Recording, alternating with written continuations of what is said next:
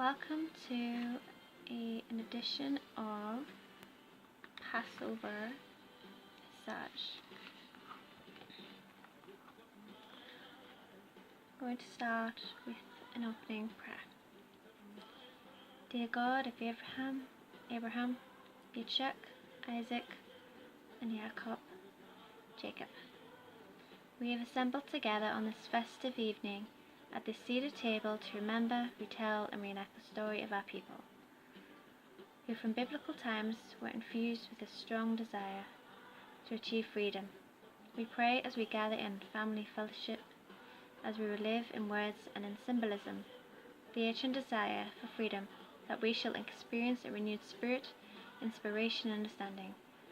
May the problem of all those who are in bondage be our problem.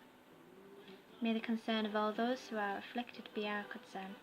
May the struggle of all those who desire liberty and equality be our struggle.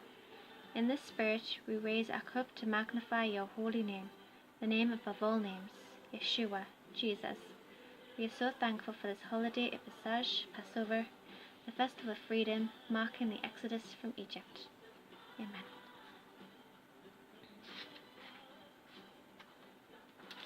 What is Passover? It is the universal story of redemption, of human dignity, of hope, and of freedom.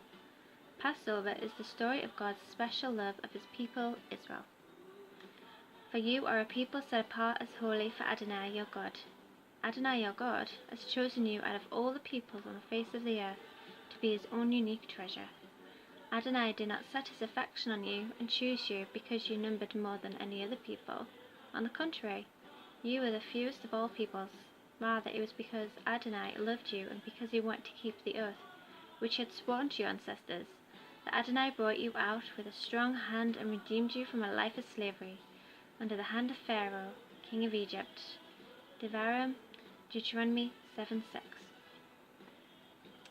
It is a story of the sin, folly, and uselessness of Pharaoh attempting to resist the God of Israel, the one true God. It was a complex marvel, a marvel of judgment of plagues, killing of the firstborn, overwhelming of the Egyptians in the sea, a marvel of grace in the deliverance of the Israelites, a marvel of might in the splitting of the Red Sea.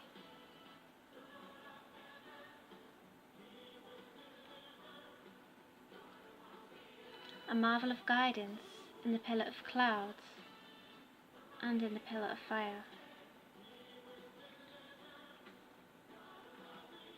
A marvel of provision in the miraculous supplying of food and drink, a marvel of faithfulness in the honouring of the Abraham covenant.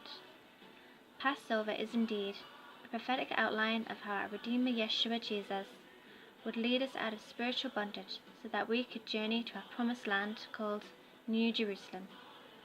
Also, I saw the holy city, the New Jerusalem, coming down out of heaven from God, prepared as a bride beautifully dressed for her husband. I heard a loud voice from the throne saying, See, God's Shekinah, glory, is with mankind, and he will live with them. They will be his peoples, and he himself, God with them, will be their God.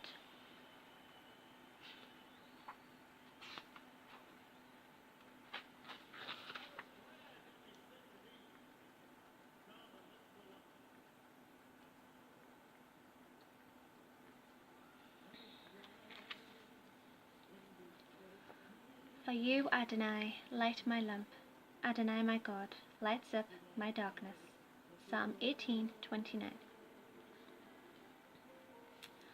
The seder, Aramaic for the Hebrew urach, meaning order of service. Service begins with the blessing of the festival candles. The lighting of the candles is done by the lady of the house, and then she recites the following prayer. Baruch atah Adonai Eloheinu melech haolam, asher kitshenu b'mitzvotav, v'tzivanu lahadlik mishel Pesach. Blessed are you, O Lord our God, King of the universe, who has sanctified us by thy commandments, and has commanded us to kindle the Passover light.